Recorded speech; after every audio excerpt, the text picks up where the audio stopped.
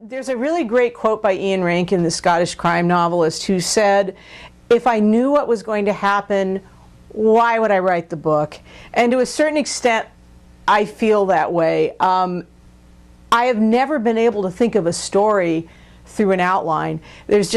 My mind goes blank. I kind of have to know who the characters are. Usually there'll be something that I'm working towards, some big emotional high point or crises or low point, and then it's just sort of figuring out how to get there. And with the longer things I've written, there have been some that I had a somewhat clear idea in my head where it was going, and there were others where I had no idea at all. And Year of the Tiger is definitely in the no idea at all category. I mean, I basically knew I had a young woman in China. I knew that she had this backstory that took place in Iraq, and I was thinking about Abu Ghraib, and there was a certain scene that I had in my head that I knew I had to get to. But boy, the rest of it, it was a process of discovery through writing the book. It's mostly just kind of a leap of terror, you know. I mean, it can be really scary because I really don't know whether it's going to work or not most of the time, and it's just kind of like, in a way, it's a lot like playing music, you know, where I would rehearse and rehearse, and because I was the singer and the bass player, I really had to rehearse, and if I screwed up, everybody heard it. And I always had a lot of anxiety when I would go out and get ready to perform, because it's like, what if I screw up? And I feel a little bit like that a lot of the time when I sit down and look at the screen. I mean, no one's watching, but I still have the same sort of sense of, oh, wow, you know, what if I screw up? What if this isn't going to work?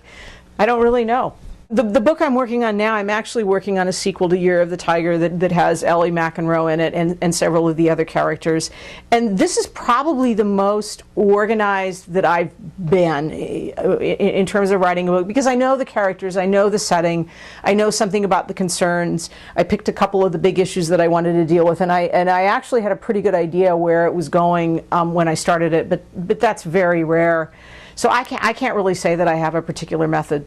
It just varies from book to book, but generally I don't know what the hell I'm doing. I got my agent through writing a query, which is just basically a little blurb about what the book is about and a little bit about myself, and emailing it to the guy. My agent at the time was Nathan Bransford. He read the query, he liked what he read, he asked me for a partial on the book, read the partial, liked that, asked for the full, and that was pretty much it. So it really is possible to get an agent through the old-fashioned road, even though a lot of people don't think that you can. And after working on the book, you know, I worked on the book for about another 7 months after Nathan and I started working together, and then he went out to try to sell the book, and of course it was 2008, the crash, the Great Recession, or whatever you want to call it.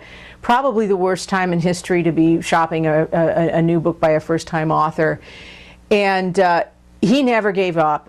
He went to all kinds of places. We came close at several houses, and then people were not willing to take the risk. And then finally we came to Soho, and they've been absolutely awesome. But they're an actual independent publisher. They read the book, they needed a lead title for spring, and then the whole thing happened really quickly after that. In the UK, this was an interesting thing. A very good friend of mine, Pilar Perez, who is the gallery director, has worked in publishing herself for small art presses, knows Jane Johnson. Hello, Jane, my UK editor. And when Jane and Pilar were corresponding, Pilar said, hey, you might want to take a look at this book by my friend Lisa. I think it might be the kind of thing you'd like. And that was that. So I guess it's a combination of completely, I knew no one, I had no connections, I wrote a query, and I knew someone who knew someone else. So it's an interesting combination of circumstances.